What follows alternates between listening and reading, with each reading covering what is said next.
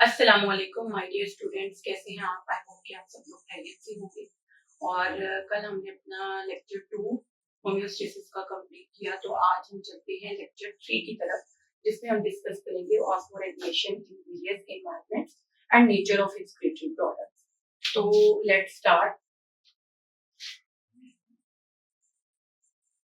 जब हम osmoregulation in various environments की बात करेंगे तो बेटा हम सबसे पहले डिस्कस करेंगे osmoregulation in fresh water environment. कि जो फ्रेश वाटर एनवायरनमेंट है उसमें रहने वाले एनिमल्स किस तरीके से उसको एडजस्ट करते हैं टू फ्रेश वाटर। जब आप फ्रेश वाटर एनवायरनमेंट की बात करते हैं तो यहाँ पर जो मेजर प्रॉब्लम फेस करना पड़ती है जो यहाँ पे रहते हुए एनिमल्स को, उनमें से सबसे पहली प्रॉब्लम ये है कि ऑस्मोटिक फ्लडिंग ऑफ वाटर। उनकी जो बॉडी होती है that is hypertonic to external environment, क्योंकि बाहर एनवायरनमेंट फ्रेश वाटर है और फ्रेश वाटर एनवायरनमेंट वो होता है जिसके अंदर सॉल्यूट्स ना होने के बराबर है। तो जो एनिमल्स की बॉडी होती है वो हाइपरटोनिक होती है रिलेटिव टू एक्सटर्नल एनवायरनमेंट, जिस वजह से कॉन्स्टेंटली वाटर उनकी बॉडी में दाखिल होता है और इंपॉर्टेंट सॉल्ट्स और आइंस का उनकी बॉडी से लॉस होता है। तो मेन प्रॉब्लम्स जो उनको फेस करना पड़ रही है वो ये है कि उनकी जो बॉडी है ना, सबसे पहली बात ये कि बॉडी इज हाइपरटोनिक।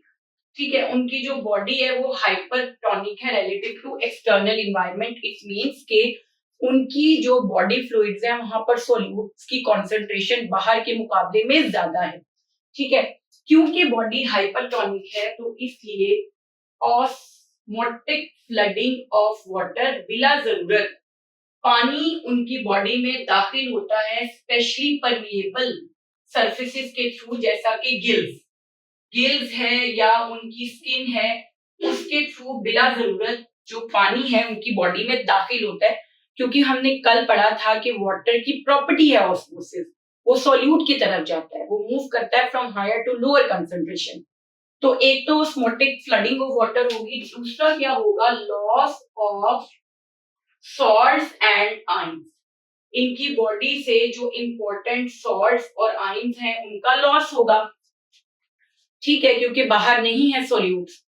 तो ये मेन प्रॉब्लम है जो इनको फेस करना पड़ती है फ्रेश वाटर में रहते हुए, क्योंकि फ्रेश वाटर इन्वायरमेंट हाइपोटोनिक होता है, हाइपोटोनिक, और इनकी जो बॉडी होती है दैट इज रिलेटिवली हाइपरटोनिक, जिसके बाइस क्या हुआ, वाटर मुसलसल बॉडी में दाखिल हो रहा है और इंपॉर्टेंट सॉल्ट्स और आइंस का लॉस हो रहा है। तो ये खुद को किस तरीके से फ्रेश वाटर में एडजस्ट करते हैं हमने वो देखना है। तो इनकी हम अडेप्टेशंस का जिक्र करते हैं कि how they adapt to such environment. तो अडेप्टेशंस में ये है कि सबसे पहले to get rid of extra water जो इनकी बॉडी में दाखिल हुआ है, they produce dilute urine, large amount of dilute urine. They do not drink water, ये पानी पीती नहीं है क्योंकि पानी ऑस्मोसिस से ही बॉडी में आ जाता है। तो जो एक तो इनकी स्ट्रैटेजी ये होती है कि ये जो एक्स्ट्रा वाटर बॉडी में एंटर हो रहा है उसको एंटर होने से रोकती हैं, और दूसरा जो हो चुका है उसको एलिमिनेट करती हैं। टू एलिमिनेट एक्सेसिव वाटर, इनके अंदर जो अडेप्टेशन है वो ये है कि दे do not drink water, they do not drink water. इन्होंने ना पानी नहीं पीना, बहुत कम, या पीना ही नहीं है। दूसरी बात ये कि दे प्रोड्यूस, ये बेसिकली प्रोड्यूस करेंगी लार्ज अमाउंट में डाइल्यूट यूरिन। अब जब large amount of dilute urine ये प्रोड्यूस करेंगे तो उससे क्या होगा कि सॉल्ट्स की या जो सॉल्यूट्स हैं उनकी एक्सक्रीशन मिनिमम होगी और वाटर की एक्सक्रीशन मैक्सिमम होगी। तो इस तरीके से जो एक्सेस वाटर इनकी बॉडी में दाखिल होता है इसको रिमूव कर देते हैं ये। मोर ओवर, जब आप सॉल्ट्स की बात करें कि उसको ये किस तरीके से कंपनसेट करती हैं, तो उसके लिए ये एक्टिव अपटेक ऑफ सॉल्ट्स करती हैं from fresh water bye gills. ठीक है, एनर्जी लगाकर ये क्या करते हैं, एक्टिव अपटेक ऑफ सॉल्ट्स, ये सॉल्ट्स को एक्टिवली फ्रेश वाटर में से अपटेक करेंगी थ्रू गिल्स। इनकी जो गिल्स के सेल्स हैं वो इन्वॉल्व होते हैं एक्टिव अपटेक ऑफ सॉल्ट्स में। एक्टिव इसलिए बेटा क्योंकि ऑलरेडी फ्रेश वाटर में सॉल्ट्स कम है इनकी बॉडी के मुकाबले में, बट दे स्टिल नीड, उनको जरूरत है, तो वो एक्टिवली सॉल्ट्स को अपने गिल्स के थ्रू पंप इन करती हैं। तो इसके अलावा ये क्या करती हैं, preference of food containing salts, ये इस तरीके से जो फूड खाती हैं उसके अंदर भी सॉल्ट मौजूद होता है, जिससे ये अपना सॉल्ट लॉस कंपनसेट कर लेती है। ठीक है, ये प्रेफर करती हैं ज्यादातर उन फूड्स को ऑफ सॉल्ट कंटेनिंग जिनके अंदर मैक्सिमम इनको क्या मिले, सॉल्ट। तो इस तरह से they are successfully adapting to their fresh water environment. ये एक इंपॉर्टेंट शॉर्ट क्वेश्चन भी है और ओवरऑल जो ऑस्मोरेगुलेशन इन वेरियस इन्वायरमेंट्स है वो लॉन्ग भी आ सकता है। तो शॉर्ट क्वेश्चन के तौर पर हमने देखा कि जो फ्रेश वाटर एनिमल्स हैं उनके लिए प्रॉब्लम लॉस ऑफ सॉल्ट्स है और फ्लडिंग ऑफ वाटर है, जिसको वो सक्सेसफुली एडजस्ट करते हैं। कैसे? पानी नहीं पीते, डाइल्यूट यूरिन प्रोड्यूस करते हैं लार्ज अमाउंट में, और सॉल्ट्स के लॉस को कैसे कंपनसेट करते हैं, एक्टिव अपटेक करते हैं सॉल्ट्स का अपने गिल्स के थ्रू, और सॉल्ट कंटेनिंग फूड्स को प्रेफर करते हैं। तो पहले दो तरीकों से तो वो एडजस्ट कर लेते हैं वाटर को, कि जो वाटर उनके अंदर दाखिल हो रहा है उसको एडजस्ट करते हैं, और ये जो दो तरीके हैं इससे ये सॉल्ट लॉस जो हो रहा है उसको कंपनसेट करते हैं और सक्सेसफुली यहाँ के एनवायरनमेंट में सरवाइव करते हैं। अब नेक्स्ट हम अगर इसको डायग्रामेटिकली भी देखना चाहें तो बेटे सिंपली अगर हम इसको डायग्रामेटिकली देखना चाहें तो हम वो भी देख सकते हैं कि किस तरीके से ये जो फिशेस हैं they adapt to their fresh water environment. तो यहाँ पर गिल्स भी मौजूद है और यहाँ पर इनके कुछ फिन्स होते हैं, ये फिन्स भी हैं। तो अब हम देखते हैं कि सिंपली क्या होता है कि ये एक let suppose fresh water fish है, इसमें वाटर वो सल्सल एंटर हो रहा है, ये वाटर है और ये बॉडी के अंदर एंटर होता जा रहा है बिला जरूरत, और इसी तरह जो गिल्स हैं उनके थ्रू भी वाटर का इनटेक हो रहा है। वैसे तो ये नहीं पीती हैं बेसिकली वाटर, लेकिन जो ये फूड लेंगी ऑब्वियसली उसमें वाटर भी कुछ ना कुछ होगा और साथ में क्या होंगे, सॉल्ट्स भी होंगे।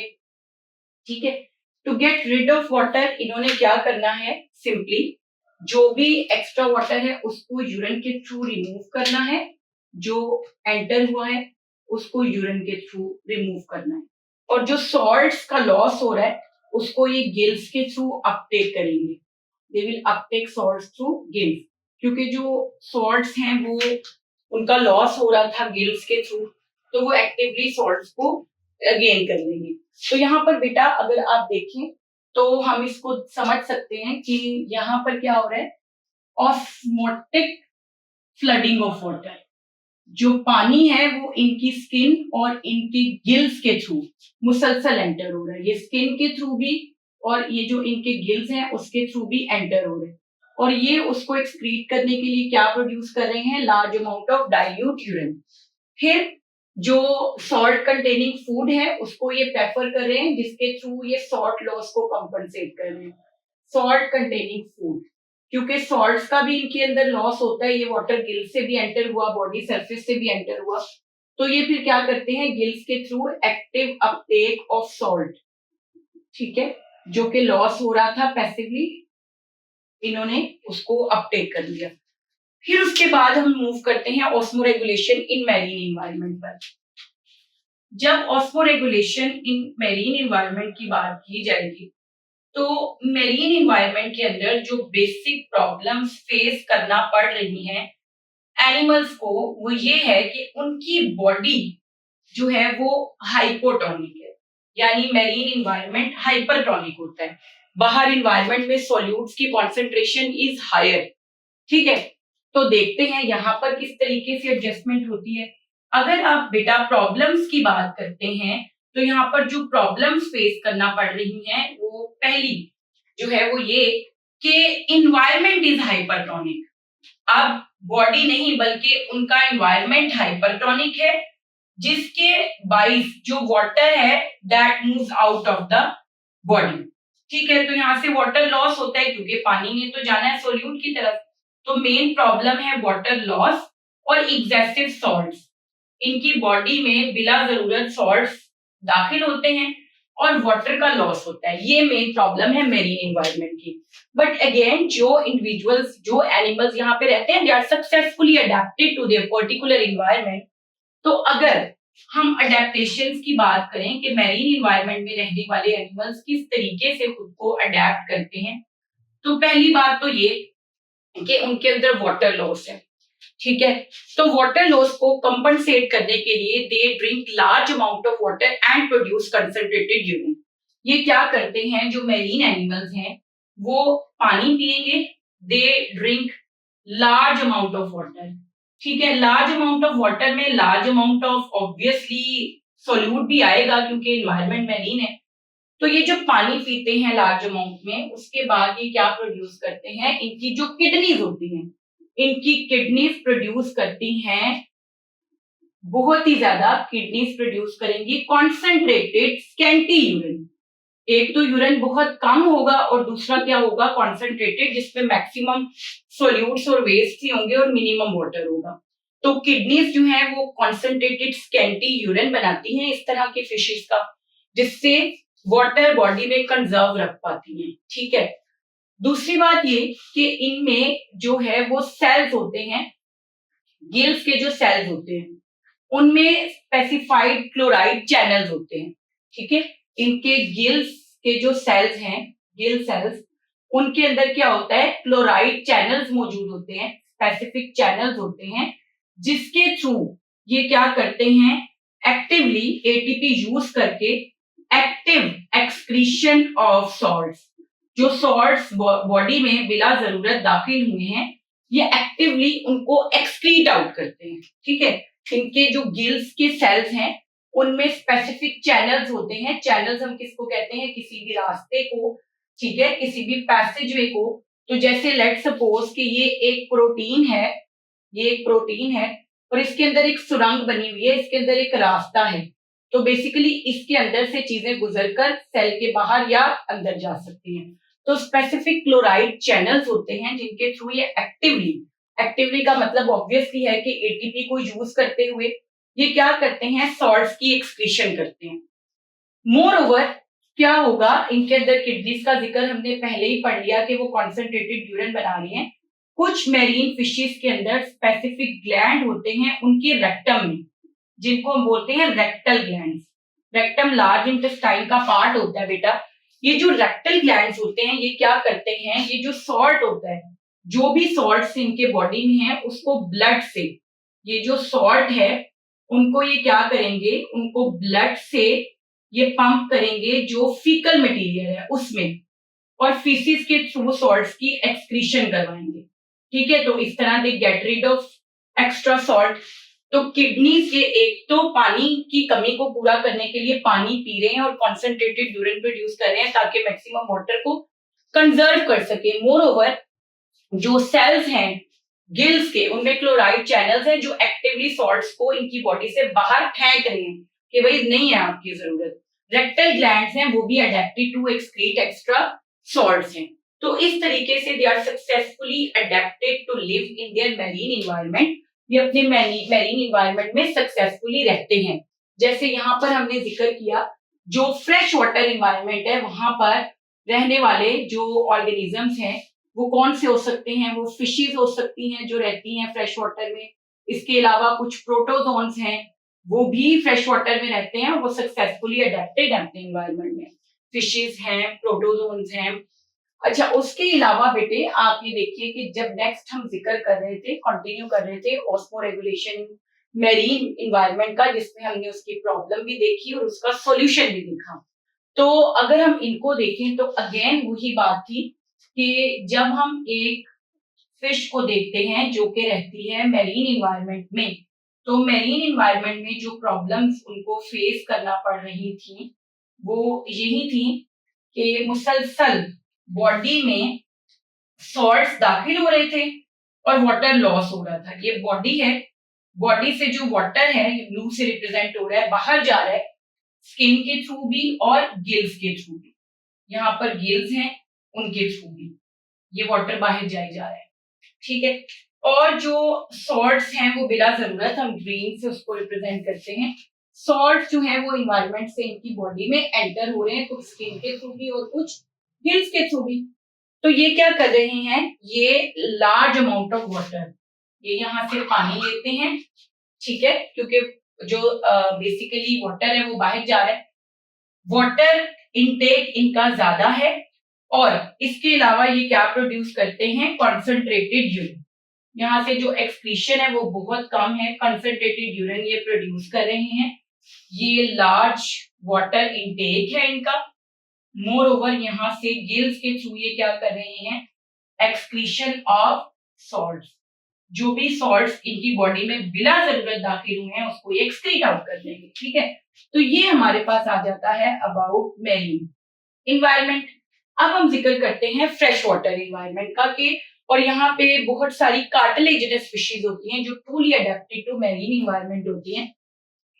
फ्रेश वाटर फिशेज जो होती हैं ज्यादातर वो बोनी फिशेज होती हैं, लेकिन यहाँ पर अगर आप इसकी एग्जाम्पल को देखेंगे तो जो कार्टिलेजिनस फिशेज होती हैं या कुछ मैरीन इन्वर्टिब्रेट्स होते हैं वो बेसिकली इस तरीके से अडेप्टेशन रखते हैं।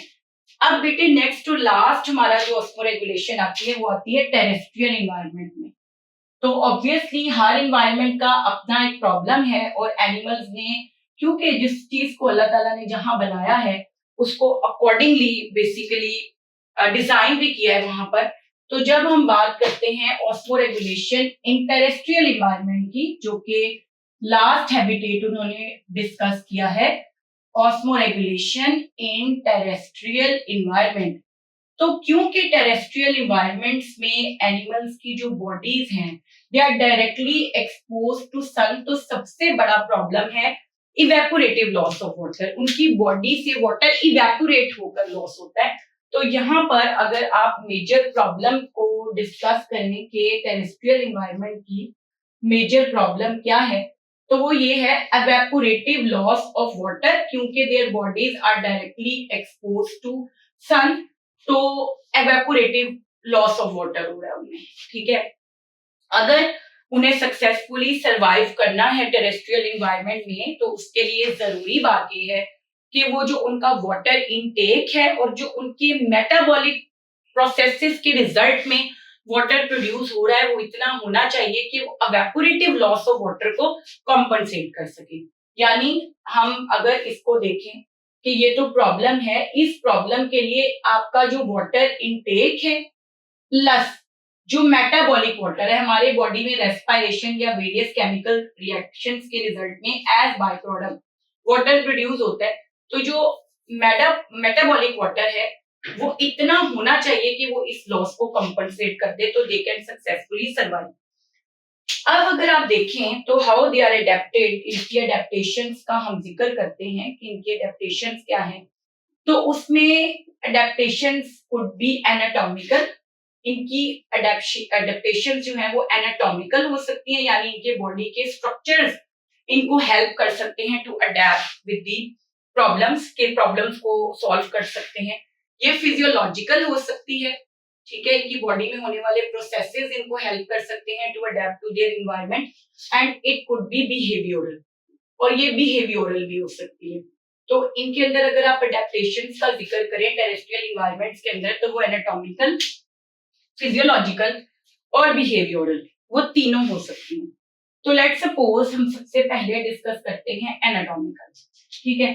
फर्स्ट वन हम यहाँ पर देखते हैं और वो है एनाटॉमिकल। जब आप एनाटॉमिकल की बात करते हो तो सबसे पहले तो अगर इंसेक्ट्स को देखें तो उनकी बॉडी के ऊपर एक वैक्सी एक्सोस्केलेटन है जो वाटर लॉस से उनको प्रोटेक्ट करता है, ठीक है। तो एक तो ये कि वैक्सी एक्सोस्केलेटन मौजूद है इन इंसेक्ट्स जो उनको प्रोटेक्ट कर रहा है अगेंस्ट वाटर लॉस। इसी तरह डेड मल्टीलेयर्ड और डेड कैरेटिनाइज्ड स्किन होती है रेप्टाइल्स की, और कैरेटिनाइज्ड स्केल होते हैं उनकी स्किन के ऊपर जो प्रोटेक्ट करते हैं उन्हें अगेंस्ट वाटर लॉस, ठीक है। फिर इसी तरह अगर आप देखें तो अगेन हमारे अंदर हमारी स्किन में कैरेटिन है और स्किन एक लेयर है, ये प्रोटेक्ट करते हैं। मैमल्स के अंदर स्किन भी है, उनकी स्किन के अंदर कैरेटिन भी होता है, तो मैमल्स के अंदर वो वाटर लॉस के अगेंस्ट प्रोटेक्शन देते हैं। मैमल्स के अंदर भी, बर्ड्स के अंदर भी फेदर्स हैं, उनके अंदर भी क्या मौजूद होती है, कैरेटिन। तो ये प्रोटेक्शन प्रोवाइड कर रही हैं against the loss of water. ये हमारी बॉडी सर्फेसिस हैं सारी जो वाटर लॉस से हमें बचाती हैं, ठीक है।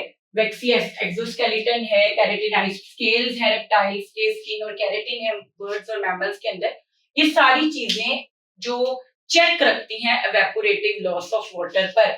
फिर अगर आप देखें तो फिजियोलॉजिकल, जब आप फिजियोलॉजिकल का जिक्र करते हैं तो उसकी सबसे बड़ी एग्जांपल है हमारी किडनीज। हमारी kidneys are adapted to conserve water, क्योंकि osmoregulation is coupled with the removal of waste, तो वेस्ट को भी रिमूव करना पड़ता है, ठीक है। तो एक तो ये कि जो किडनीज होती हैं हमारे अंदर, वो क्या करती हैं, किडनीज प्रोड्यूस करती हैं कॉन्सेंट्रेटेड यूरिन, ठीक है। कंसंट्रेटेड यूरिन प्रोड्यूस करती हैं टू कंजर्व वाटर। किडनीज हैं वो डाइल्यूट यूरिन नहीं, बल्कि अगर पानी की कमी हो तो वो प्रोड्यूस करती हैं concentrated urine to conserve water. जब वो ब्लड को फिल्टर करेंगी तो कंसंट्रेटेड यूरिन प्रोड्यूस करेंगी। मोर ओवर हमारा जो नाइट्रोजनस वेस्ट होता है ना, दैट इज अमोनिया, तो अमोनिया को कन्वर्ट किया जाता है यूरिया या फिर यूरिक एसिड के अंदर, ठीक है। अमोनिया जो है उसको कन्वर्ट कर दिया जाता है यूरिया और यूरिक एसिड के अंदर, which require less water for excretion than ammonia. तो अडेप्टेशन है कि लिवर के अंदर, जो अगर आप मैमल्स की बात करें तो लिवर के अंदर अमोनिया को कन्वर्ट किया जाता है या यूरिया में या यूरिक एसिड में, ठीक है। इससे क्या होता है, ये जो दोनों एक्सक्रीटरी प्रोडक्ट हैं ये क्या करते हैं, require less water for excretion. इनकी रिमूवल के लिए पानी बहुत कम चाहिए होता है अमोनिया के मुकाबले में। तो ये भी एक फिजियोलॉजिकल अडेप्टेशन है हमारी। फिर लास्ट में जब आप बिहेवियरल एडेप्टेशन की बात करते हैं तो बिहेवियरल में ये है कि लेट सपोज के बहुत सारे डेजर्ट एनिमल्स ऐसे हैं जो कि नॉकटर्नल हैं, वो दिन में बाहर ही नहीं निकलते, वो दिन में बाहर ही नहीं निकलते, वो रात में बाहर निकलते हैं ताकि उनकी बॉडीज डायरेक्टली फेस ना करें हीट को और उनके अंदर इवेपोरेशन हो ही ना और मैक्सिमम वाटर उनकी बॉडी में कंजर्व रहे। दिन में वो छुप जाते हैं बरोस में या शेड्स या रॉक्स के अंदर। तो ये बिहेवियरल एडेप्टेशंस है, ठीक है। यानी अगर आप स्क्विरल्स को देखें या इसके अलावा रेप्टाइल्स को भी कुछ देखें, ठीक है, जो कि कहाँ पर रहते हैं, डेजर्ट के अंदर, उन्होंने क्या करना है, उन्होंने अपना बिहेवियर चेंज रखना है। ड्यूरिंग डे वो क्या करते हैं, वो हाइड देमसेल्व्स, वो हाइड देमसेल्व्स, वो खुद को छुपा लेते हैं इन अंडर रॉक्स, ठीक है, या रॉक्स के अंदर या फिर इन बरोज वो छुप जाते हैं ताकि डायरेक्ट एक्सपोजर ना हो उनकी बॉडीज का टू सन और डिहाइड्रेशन ना हो, ठीक है, टू प्रिवेंट डिहाइड्रेशन। फिर एट नाइट ये होता है कि वो कहाँ पर आते हैं, दे कम आउट, वो बाहर आते हैं फॉर प्रे। अगर वो प्रीडेटर हैं तो वो अपना प्रे सर्च करेंगे और अपना फूड गेन करेंगे इस तरीके से। तो ये हमारा बिहेवियरल एडेप्टेशन है। तो देखिए, जब हम ऑस्मोरेगुलेशन इन वेरियस इन्वायरमेंट्स की, कल हमने ऑस्मोरेगुलेशन की बेस पर एनिमल्स को 2 टाइप्स में कैटेगराइज किया था, एक ऑस्मोरेगुलेटर्स थे और एक ऑस्मोकन्फर्मर्स थे। फिर ऑस्मोरेगुलेशन इन वेरियस इन्वायरमेंट्स हमने डिस्कस किए कि अगर ऑस्मोरेगुलेटर के रेफरेंस से कि अगर फ्रेश वाटर में है तो क्या प्रॉब्लम है और उसका हल किस तरह निकाला हुआ है, ऑस्मोरेगुलेशन में क्या प्रॉब्लम्स है मेरीन इन्वायरमेंट में और उसको किस तरीके से वो सॉल्व कर रहे हैं, और इसी तरह टेरेस्ट्रियल इन्वायरमेंट्स की प्रॉब्लम्स और उनकी एडेप्टेशंस हमने देखी। और ये आपने पूरा लेक्चर जब अच्छे तरीके से सुन लेना है तो बेटा जब आप अपनी बुक खोलेंगे तो आपको बिल्कुल आइडिया होगा कि ये सारी चीजें हमने पढ़ ली और हमें ये पूरा याद हो गया। बस आपने इसको केयरफुली सुनना है, नोट करना है। आप ये नोट्स बना सकते हैं अपने शॉर्ट, क्योंकि बाद में एमडी कैट में टाइम कम होता है, तो अगर आपके ये शॉर्ट नोट्स होते हैं तो बजाय पूरी पूरी बुक को ग्रैब करने के आप फौरन से ये नोट्स पढ़ लें तो आपको इमीडिएटली सारी चीजें रिकॉल हो जाती हैं। तो ये था। अब हम नेक्स्ट टॉपिक करेंगे, that would be nature of excretory products in relation to environment, कि क्योंकि ऑस्मोरेगुलेशन और एक्सक्रीशन एक दूसरे के साथ मिलने वाली टर्म्स हैं, क्योंकि पानी की मदद से वेस्ट को रिमूव किया जाता है। तो हम देखते हैं कि डिफरेंट इन्वायरमेंट्स में वाटर की अवेलेबिलिटी क्यों के डिफरेंट होती है, तो एक्सक्रीटिव प्रोडक्ट्स क्या होते हैं, तो हम उसको कंटिन्यू करते हैं। जी बेटे, तो बेसिकली जब हम एक्सक्रीटिव प्रोडक्ट्स का जिक्र करते हैं तो उससे पहले वी शुड नो कि जो एक्सक्रीशन और ऑस्मोरेगुलेशन है ना वो एक साथ है, ठीक है। जो ऑस्मोरेगुलेशन होती है ना वो कपल्ड होती है विद एक्सक्रीशन, क्योंकि जो एक्सक्रीटिव प्रोडक्ट्स होते हैं उनका रिमूवल वाटर के अलोंग होता है, ठीक है। तो ये दोनों प्रोसेस कपल्ड हैं, वाटर की मदद से ही एक्सक्रीटरी प्रोडक्ट्स को एक्सक्रीट किया जाता है। अब nature of excretory product depend करता है अवेलेबिलिटी ऑफ वाटर पे, ठीक है। जितना पानी अवेलेबल होगा उसी के अकॉर्डिंग जो है वो एक्सक्रीटरी प्रोडक्ट का नेचर होगा एक एनिमल के रेफरेंस में। तो एक्सक्रीशन बेसिकली क्या है, ये removal of nitrogen containing waste है। जो रिमूवल होता है नाइट्रोजन कंटेनिंग वेस्ट का हम उसको बोलते हैं एक्सक्रीशन। अब ये जो नाइट्रोजन कंटेनिंग वेस्ट हैं ये प्रोड्यूस कैसे होते हैं, तो ये प्रोड्यूस होते हैं प्रोटीन और न्यूक्लिक एसिड मेटाबॉलिज्म में, क्योंकि उन दोनों में नाइट्रोजन मौजूद होता है, ठीक है। तो जब आप प्रोटीन मेटाबॉलिज्म यानी प्रोटीन्स का ब्रेकडाउन होता है और न्यूक्लिक एसिड्स का ब्रेकडाउन होता है जहां पर नाइट्रोजन कंटेनिंग बेसिस होती हैं, तो उनके ब्रेकडाउन से नाइट्रोजन कंटेनिंग वेस्ट प्रोड्यूस होते हैं, जिनको बॉडी से एलिमिनेट करना बहुत जरूरी है क्योंकि nitrogen is toxic to us. तो जब मेनली प्रोटीन का मेटाबॉलिज्म होता है, अगर हम देखें कि अमोनिया की सबसे पहले अगर हम फॉर्मेशन देखें कि अमोनिया बनती कैसे है, तो अमोनिया की फॉर्मेशन में ये होता है कि जैसे ही अमाइनो ग्रुप रिमूव किया जाता है प्रोटीन मेटाबॉलिज्म के दौरान अमाइनो एसिड से, होता ये है कि अगर आप प्रोटीन्स की ब्रेकडाउन करें तो प्रोटीन ब्रेकडाउन के रिजल्ट में प्रोड्यूस होते हैं अमाइनो एसिड। जब आप अमाइनो एसिड का फॉर्मूला देखते हैं तो उसमें एक होता है कार्बोक्सिलिक ग्रुप, यहाँ पर एक आर ग्रुप हाइड्रोजन और यहाँ पे होता है अमाइनो ग्रुप। तो जब प्रोटीन टूटते हैं अमाइनो एसिड्स में और फर्दर अमाइनो एसिड्स को ब्रेक डाउन किया जाता है, तो सबसे पहला स्टेप ये होता है कि उससे डीअमाइनेशन होती है। डीअमाइनेशन में अमाइनो ग्रुप को रिमूव कर दिया जाता है। ये अमाइनो ग्रुप क्या करता है, हाइड्रोजन आयंस के साथ, ये जो हाइड्रोजन मौजूद होती है उसके साथ मिलके अमोनिया बना लेता है, ठीक है। ये अमोनिया बना लेगा।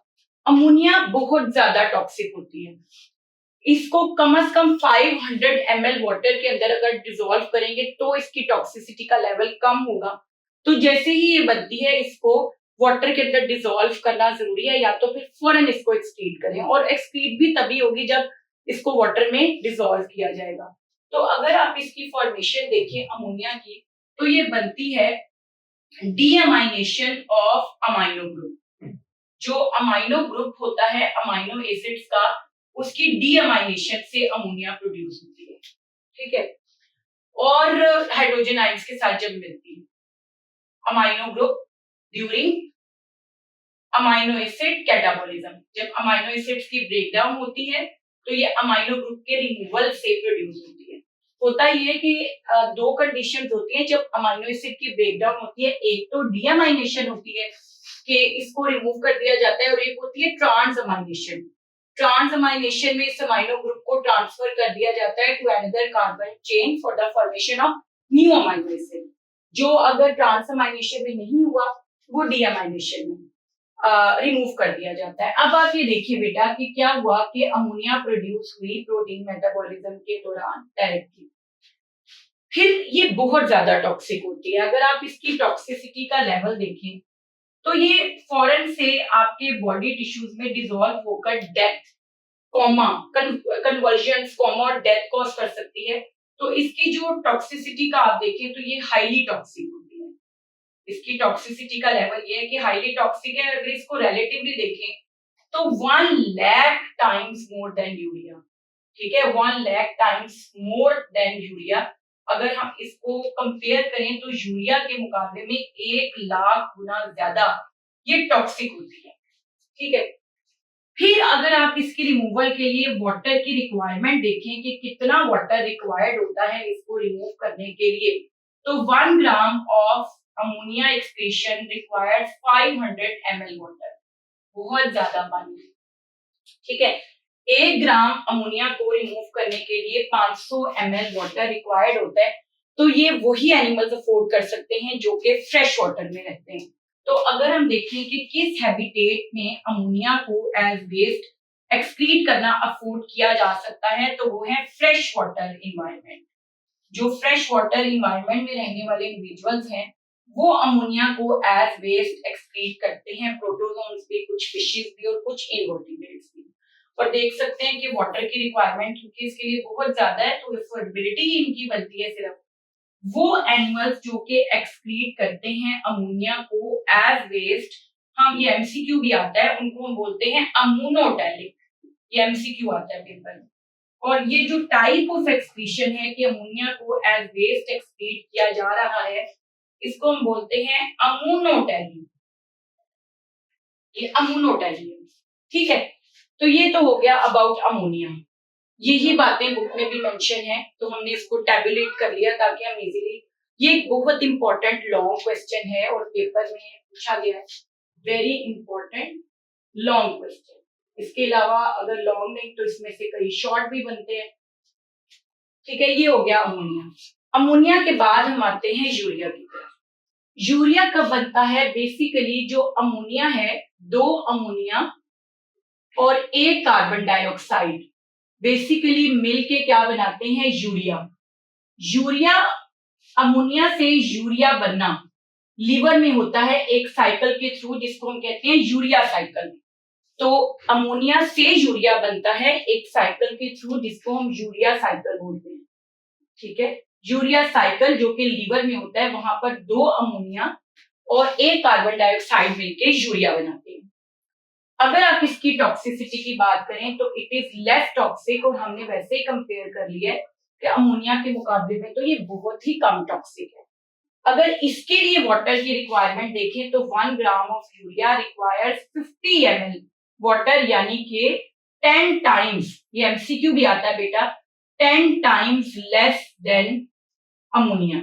अमोनिया के मुकाबले में 10 गुना कम पानी से एक्सक्रीट किया जा सकता है यूरिया को। ठीक है, अगर वो हैबिटेट देखें तो ऑब्वियसली इसके लिए क्योंकि वाटर रिक्वायरमेंट कम है, तो जो मैरीन इन्वायरमेंट में रहने वाले इंडिविजुअल्स हैं और टेरेस्ट्रियल जो इन्वायरमेंट में रहने वाले इंडिविजुअल्स हैं, वो नॉर्मली यूरिया को ही एज वेस्ट एक्सक्रीट करते हैं, और ये एक मेजर एक्सक्रीटरी वेस्ट है। यानी अगर आप तीनों को कंपेयर करें तो most of the animals excrete urea as waste. वो एनिमल्स जो कि यूरिया को एक्सक्रीट करते हैं एज वेस्ट वो है यूरियोटैलिक, और ये मेथड ऑफ एक्सक्रीशन यूरियोटैली है, या टाइप ऑफ एक्सक्रीशन यूरियोटैली है। ठीक है, ये टाइप ऑफ एक्सक्रीशन यूरियोटैली हो गई। अब हम आते हैं टुवर्ड्स यूरिक एसिड जो कि हमारा लास्ट है।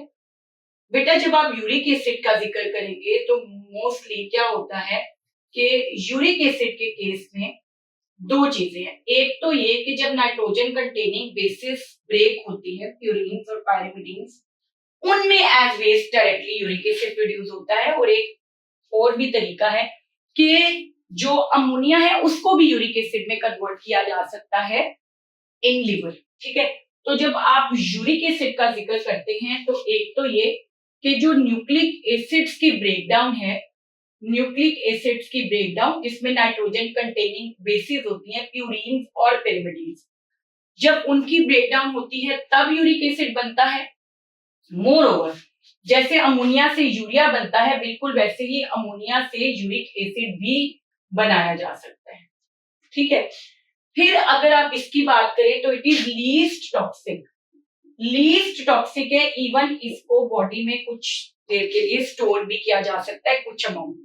जब इसकी एक्सक्रीशन की बात करेंगे तो 1 gram of uric acid requires only 1 ml of water.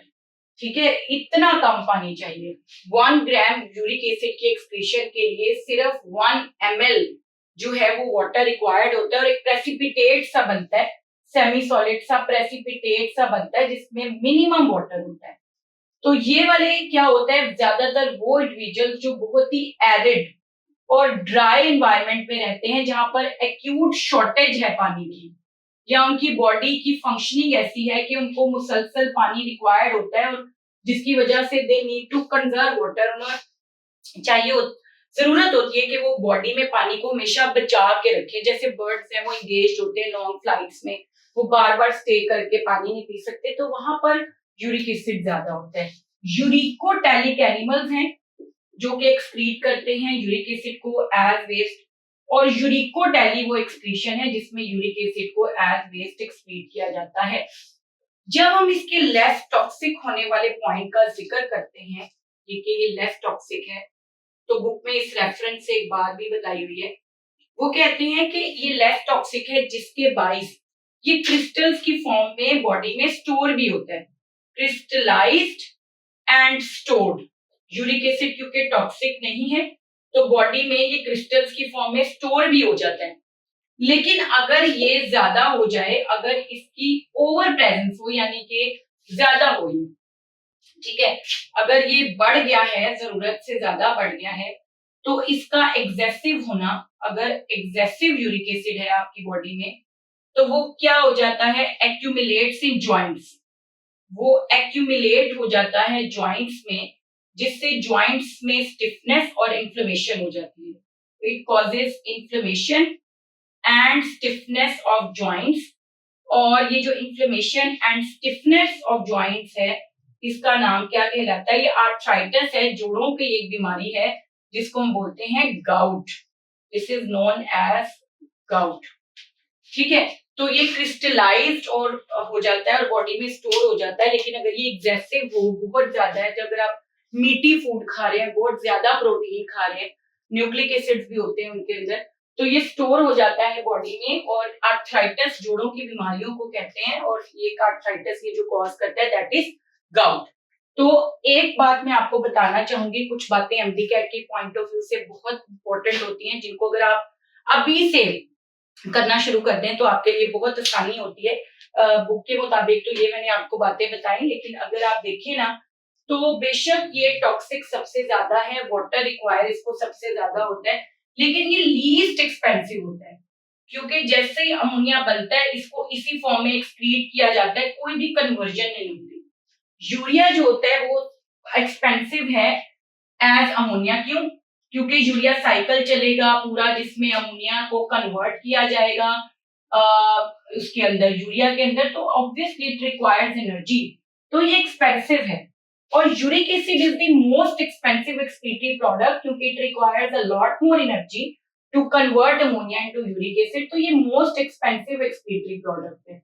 बेशक इसके अंदर वाटर की रिक्वायरमेंट बहुत कम है, टॉक्सिक भी नहीं है, लेकिन इसकी कन्वर्जन करने में एनर्जी जरूर लगती है, लेकिन ये कि बॉडी में पानी बच जाता है। और एक एक्स्ट्रा बात जो मैं आपको बताना चाहूंगी वो ये, इन्वायरमेंट्स तो हमने देखे कि कहाँ कहाँ पर क्या एक्सक्रीट हो रहा है। अगर हम आप इसकी एग्जांपल देखें अमोनिया में, तो एग्जांपल्स के अंदर वही बात कि फ्रेश वाटर प्रोटोजोन्स आ जाते हैं, कुछ फ्रेश वाटर फिशेज आ जाती हैं, ठीक है, ये इसकी एग्जांपल आ जाती हैं, फिशेज, कुछ इनवर्टिब्रेट्स, प्रोटोजोन्स। इसी तरह यहाँ पर मैरीन एनवायरनमेंट में मैरीन फिशेज आ जाती हैं, मैरीन इनवर्टिब्रेट्स और वर्टिब्रेट्स आ जाते हैं, ठीक है, मैरीन वर्टिब्रेट्स आ गए, इनवर्टिब्रेट्स आ गए, फिशेज भी वर्टिब्रेट्स में आती हैं ऑब्वियसली, वर्टिब्रेट्स आ गए, ठीक है। और यूरिक एसिड के अंदर ना वो एग्जांपल देते हैं जी, बर्ड्स हैं या फिर ये जो इंसेक्ट्स हैं और रेप्टाइल हैं, ठीक है, ये इसकी एग्जांपल है। लेकिन एक बार जो मैं आपको यहाँ पर एक्सप्लेन करने की कोशिश करना चाहूंगी ताकि आपको एक बेसिक कॉन्सेप्ट हो, वो ये है कि देखिए ये जो बर्ड्स और इंसेक्ट्स के हवाले से, बर्ड्स और रेप्टाइल्स के हवाले से ये बात स्पेसिफिक है। इंसेक्ट्स की तो बॉडी बड़ी डेलिकेट होती है, तो उनके अंदर तो वाटर की कमी ही रहती है जिसकी वजह से वो यूरिक एसिड एक्सक्रीट करते हैं। But when we talk about birds and reptiles तो यूरिक एसिड एक्सक्रीट करने का बेटा एक और भी मकसद है, और वो मकसद ये है कि ये एग लेइंग मैमल्स होते हैं, इनके अंदर ना जो एम्ब्रियो होता है वो इनका एग के अंदर होता है। अब ये जो एग की मेम्ब्रेन होती है ना, इनका जो एम्ब्रियो होता है वो बेसिकली होता है एग के अंदर, ठीक है। तो ये जो एग की मेम्ब्रेन होती है गैसेस के लिए तो परमिएबल होती है, but it is not permeable to the liquid waste. तो अगर ये एक्सक्रीट करेंगे अमोनिया को एज वेस्ट, तो वो तो बहुत टॉक्सिक है, तो अमोनिया डिफ्यूज होके बाहर नहीं जा पाएगी और एम्ब्रियो की डेथ हो जाएगी। इसी तरह यूरिया को भी अगर ये एज वेस्ट एक्सक्रीट करें, तो यूरिया भी जब ये एम्ब्रियोनिक लाइफ में डेवलपमेंट के दौरान एग में रिलीज करेंगे, तो वो भी जब बढ़ेगा तो वो भी टॉक्सिक होगा। लेकिन जो यूरिक एसिड होता है वो टॉक्सिक नहीं होता, जिसको ये इजीली अगर स्टोर भी कर लें क्रिस्टल फॉर्म में, तो वो एम्ब्रियो को कोई नुकसान नहीं पहुंचाता, इसलिए भी इनका एक्सक्रीटरी प्रोडक्ट यूरिक एसिड होता है। तो ये कुछ पॉइंट्स हैं जो आपको एमडी कैट के रेफरेंस से थोड़े से आने चाहिए, ये एक्सपेंसिव, लीस्ट एक्सपेंसिव या ये बात। तो बेटा आज का हमारा लेक्चर खत्म होता है, होपफुली कि आपको ये कम्प्लीटली समझ आया। हमारे चैनल को लाइक और सब्सक्राइब करें और शेयर भी करें, और अगर आपको कोई भी प्रॉब्लम आती है तो आप कमेंट सेक्शन में क्वेश्चन कर सकते हैं, will surely answer your question. अगर आपको हैंड रिटन नोट्स चाहिए इस चैप्टर के, तो will be provided, number given है, आप उस पर कॉन्टेक्ट कर सकते हैं, वो आपको प्रोवाइड किए जाएंगे। मोर ओवर जो है हमारे ये लेक्चर्स अपलोड होते रहेंगे, और फर्स्ट ईयर के लेक्चर्स भी सून सीरीज स्टार्ट हो रही है। बेटा टेक केयर, अल्लाह हाफिज़।